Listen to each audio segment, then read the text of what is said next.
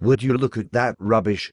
What garbage are they trying to feed us now? Well, you know the old saying.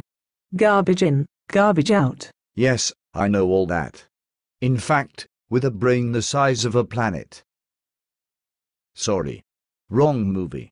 With a brain the size of a floppy disk. I thought you said that size doesn't matter. Where was I? Oh, the humans and the database.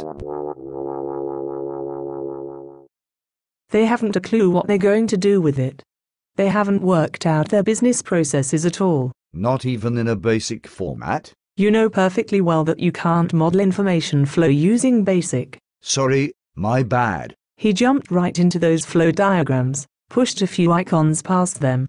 He dazzled them with jargon, but they had no clue at all. Maybe that was his plan. Bamboozle them.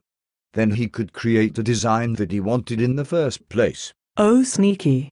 I wouldn't be surprised. Remember the bit where they talked about importing data? Yes, priceless.